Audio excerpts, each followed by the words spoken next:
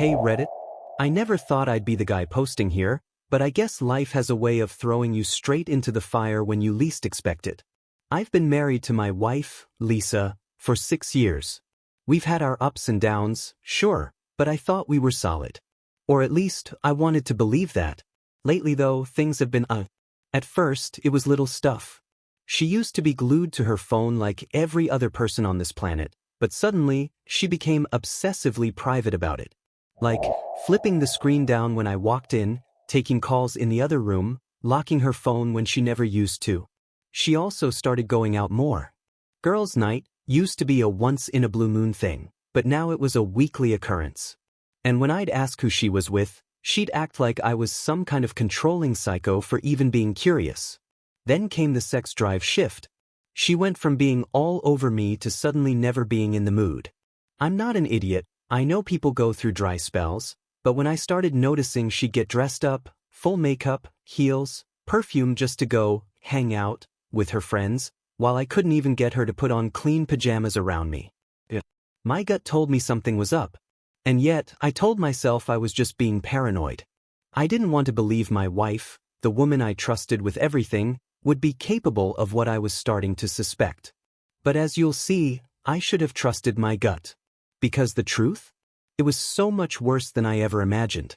So, fast forward a couple of weeks, and by this point, my gut was screaming at me that something wasn't right. Lisa was colder than ever. Our conversations felt forced, like she was just checking off a box before she could get back to whatever, or whoever, was actually on her mind. One night, she tells me, super casually, "Oh, I'm going out with Sarah again. Girls' night." Now, I knew Sarah. Sarah is the kind of person who posts everything on social media. And when I say everything, I mean if she so much as sneezes at brunch, there's an Instagram story about it. So, when Lisa left, I did something I had never done before. I checked Sarah's Instagram. Guess what? No girls' night. Sarah was at home. In pajamas. Posting about some stupid reality show she was watching. I could feel my stomach drop. Still, I didn't want to jump to conclusions.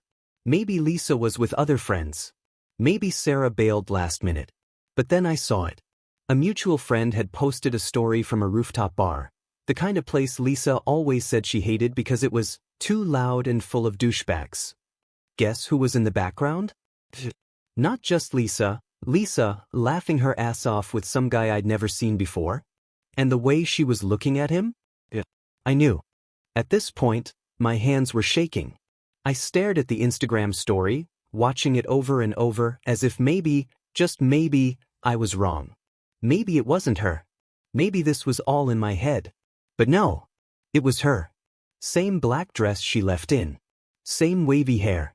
Same fake, flirty giggle she used to give me when we first started dating. But now, she was giving it to some random dude. I needed more. So I did something I never thought I'd do. I opened up Find My iPhone. Now, before you judge me, Lisa and I had shared locations for years.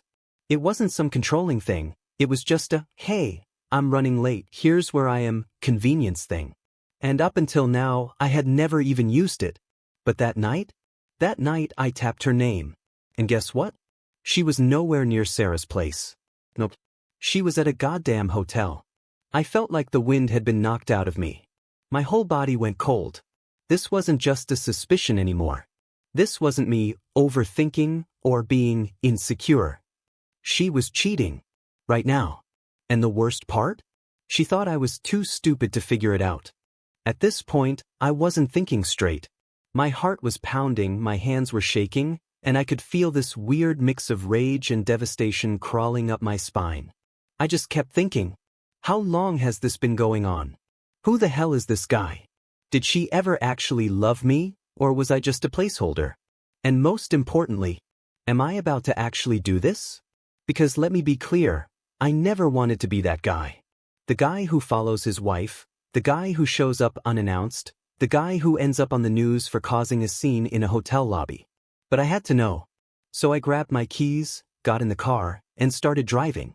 I wish I could tell you I was cool and collected. That I had a plan. That I had some epic speech ready for when I caught them. Nope.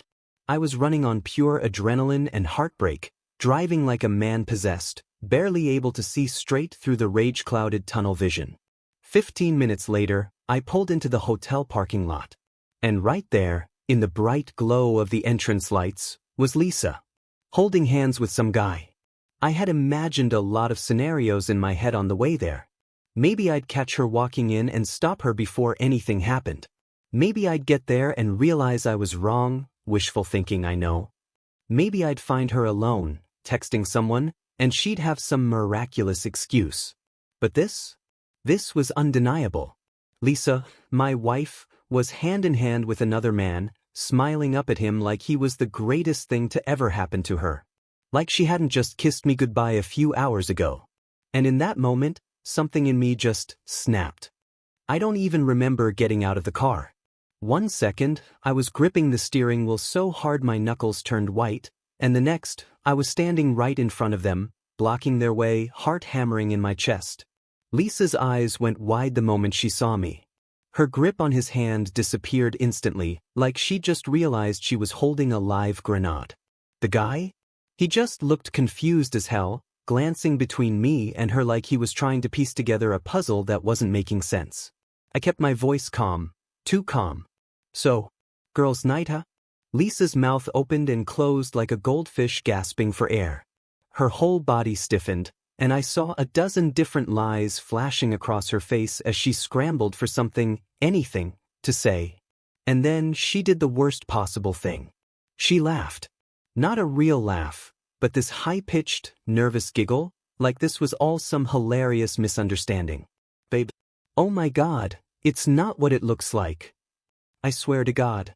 She actually said it. I felt my jaw clench. I took a deep breath, forcing myself to stay composed. Oh really? I said, nodding toward the guy. Because it looks like you're on a date with another man while I'm sitting at home like a dumbass thinking you're with Sarah. Lisa rolled her eyes. Rolled her eyes. You're being dramatic.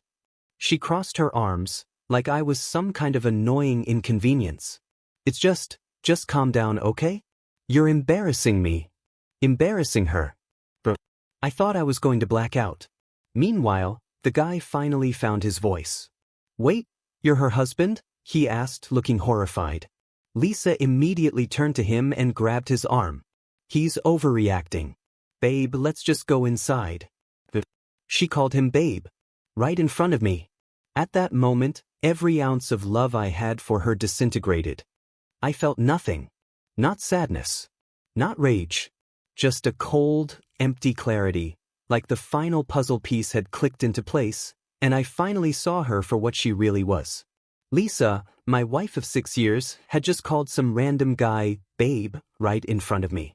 And the worst part? She wasn't even panicking. She wasn't crying, or begging, or trying to explain. She was annoyed. Like I was some clingy idiot ruining her night. Like I had no right to be there. I turned to the guy, who was now looking at Lisa like she'd just slapped him in the face. You didn't know she was married, did you? I asked. He shook his head way too fast. She told me she was divorced. Lisa's face went pale. Oh my God, Josh, let's just go. She even gave him a fake name for me. The audacity. I looked at Josh and gave him the most dead-eyed stare I could manage. Well, Josh, buddy, sorry to break it to you, but you're the other man. His whole body went stiff, and he took a step away from her like she was radioactive. Lisa, what the hell? And just like that, her perfect little web of lies crumbled. Now, you'd think this is the part where Lisa starts apologizing. Maybe crying, maybe begging. Nope. Lisa went full gaslighting mode. This isn't a big deal, she huffed, looking between me and Josh. I was going to tell you eventually. I just stared at her. Tell me what, Lisa? That you've been sneaking around? That you're a liar? That I'm apparently embarrassing you right now? She sighed loudly, like I was being some overdramatic man-child. Oh my God, I didn't even do anything. We were just getting drinks.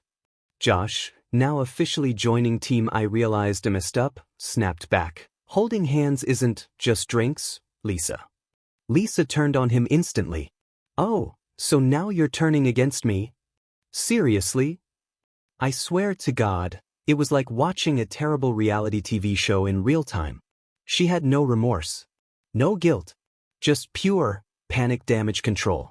Like she actually thought she could spin this into being my fault. And that's when I realized. She wasn't sorry for cheating. She was only sorry for getting caught. At this point I was done. Not, I need to cool off done. Not, I'll come back later done. Lisa had officially shown her true colors, and the person standing in front of me wasn't my wife. She was just some selfish, lying stranger who happened to share my last name. I took a step back and exhaled, my hands on my hips, trying to suppress the absolute whirlwind of emotions tearing through my brain. Lisa was still flipping out, now torn between arguing with me and damage controlling with Josh. Josh, please don't listen to him, he's twisting everything. He's always been controlling, that's why I didn't tell you. He checks my phone all the time. I laughed. Out loud. Right in her face. I check your phone? Lisa, the only reason I even found out was because you ordered a damn Uber on our shared account last week and forgot to delete it. You're sloppy as hell. Josh's face dropped. Wait, you took an Uber to my place? Lisa froze. Her mouth opened, but nothing came out. Busted. Josh, now officially realizing he'd been played just as hard as I had, threw his hands in the air. Unbelievable. I'm out. He turned and walked off, disappearing into the parking lot like a man who just woke up from a coma and needed to rethink his whole life. And Lisa? She snapped. With Josh gone, she whipped around to me, eyes blazing, hands clenched into fists. Look what you did. You just ruined everything. I raised my eyebrows. What I did? She actually scoffed. Yes, you. Why couldn't you just let it go? Why did you have to come here and embarrass me? This woman was unreal. I took a deep breath, nodded slowly, and then said, Lisa, I want a divorce. Silence. For the first time that night, Lisa actually shut up. I saw her mouth twitch, like she was about to try one last Hail Mary excuse, but I was already walking away. She called after me, voice shaky but still full of that entitled bullshit attitude.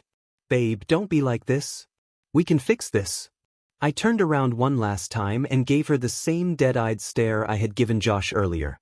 Nah, Lisa. You can fix this. Just not with me. Then I got in my car, drove home, and slept like a damn baby. The next few days were glorious. Lisa blew up my phone with texts, voicemails, even had a couple of mutual friends try to guilt-trip me into talking to her. Not happening. I sent her one text. My lawyer will contact you. We're done. Blocked her. And let me tell you, watching her lose control of the narrative was better than therapy. She tried everything. Telling her family I was abusive, they didn't buy it. Posting single life, thirst traps on Instagram, nobody cared. Begging me for one last conversation, hard pass. It was pathetic. The best part? Josh messaged me a week later. Dude. She tried to hit me up again. You dodged a damn bullet. Bro. I didn't just dodge, I escaped the matrix. Fast forward a few months, divorce finalized. No kids. No shared assets. Just papers signed and freedom restored. Lisa tried to squeeze some money out of me, but the lawyer shut that down real fast. The last time I ever saw her, she was standing outside the courthouse, arms crossed, looking pissed as hell. I walked past her, whistling, not a care in the world. Looking back, I realized I had ignored red flags for years. Lisa had always been selfish, manipulative, and entitled. I just didn't want to admit it. But when someone shows you who they are, believe them. She wasn't sorry for hurting me, she was sorry for getting caught. But I'm happier than ever. Got my own place. Started focusing on myself. Met an amazing woman who actually respects me. No more paranoia. No more emotional roller coasters. Just peace. And damn, it feels good. If you're reading this and something in your gut is telling you something's off, trust it. Don't make excuses for someone who keeps disrespecting you. You deserve better. Walk away. And when you do, don't look back.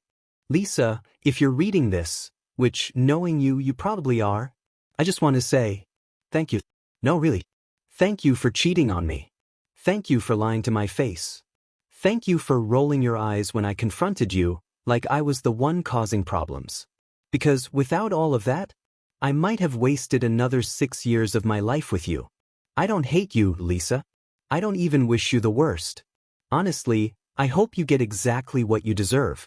If you want to keep sneaking around behind people's backs, go for it. If you want to keep finding new guys to manipulate, have fun. If you want to blame everyone else for your problems, that's on you. But me? I'm good. Because while you're out there scrambling for attention and trying to convince people you're the victim, I'm over here living my best life. I've got a new place. No bad memories, no negativity, no you. I've been working out. Turns out stress weight drops fast when you're not carrying around dead weight. I met someone. And get this, she actually respects me. Crazy concept, huh? And the best part? I don't even think about you anymore. Except for maybe once in a while, when I need a reminder of how much better my life is without you in it. So yeah, Lisa, enjoy your motel boyfriends. Enjoy your gaslighting games. Enjoy your sad little attempts to rewrite history. Because me? I've moved on. And damn, it feels good. Goodbye, Lisa. Hope you enjoy watching me thrive from a distance. You ever have one of those moments where your entire world shifts in an instant? 1 second you're chilling, living your normal life. And the next, you see something that makes your stomach drop, your heart race, and your hands shake like you've just seen a ghost. That's exactly what happened to me. It was a random Tuesday night, and I was sitting on the couch, scrolling through my phone while my wife, Jessica, was in the shower. Just another regular night. Nothing seemed off. Then her phone buzzed. Now, let me be clear, I wasn't the type to snoop through my wife's phone. I had no reason to. We had been married for 5 years, and I trusted her completely. But something about this text felt different. Her phone was face up on the table, and the screen lit up just enough for me to see the preview of the message. Can't wait to see you again, face blowing a kiss. Last night was amazing. What the hell? I sat there, frozen, staring at the screen. My mind was racing. I wanted to believe it was a mistake. A joke. Some kind of misunderstanding. But deep down I already knew the truth. And I knew exactly what I had to do next. Looking back, I should have seen it coming. Jessica had been acting different for a while now. But every time my gut told me something was off, I just ignored it. She started working late more often. Her phone, which she used to leave anywhere, was suddenly always locked, always on silent. She had started dressing up more, even on nights when she said she was just going out with the girls. I noticed all of it, but I never questioned it. Because when you love someone, you don't want to believe they could do this to you. But now I had proof. And I was going to find out exactly what was going on. Jessica was still in the shower. Her phone was still right there. And for the first time in my life, I did something I never thought I'd do.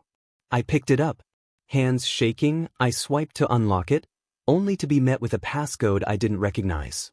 She had changed it. Recently. I put the phone back down right as she walked out of the bathroom. She saw me sitting there, her phone on the table, and for just a split second, I saw panic flash across her face. But then she smiled like nothing was wrong. "Hey, but what are you up to?" I forced a smile back. "Nothing. Just thinking." And that was the moment I knew I was going to catch her in the act. The next morning, I did something I had never done before. I called my job and took the day off. Jessica thought I was going to work as usual. She kissed me goodbye, told me she had a busy day ahead, and left. And the second the door shut, I got to work. First, I grabbed my laptop and opened up our shared phone account. I wasn't expecting much, but what I found made my blood run cold. Dozens of late-night calls to an unknown number. Texts at 2, 3, 4 a.m., all deleted from her phone. And then, the final confirmation. An Uber receipt from 2 nights ago. A trip to a hotel across town. I had her. Now, I just needed to catch her in person. I waited. Jessica had told me she was working late again. So, at 8 p.m., instead of sitting at home like an idiot, I got in my car and drove straight to the hotel address from the Uber receipt.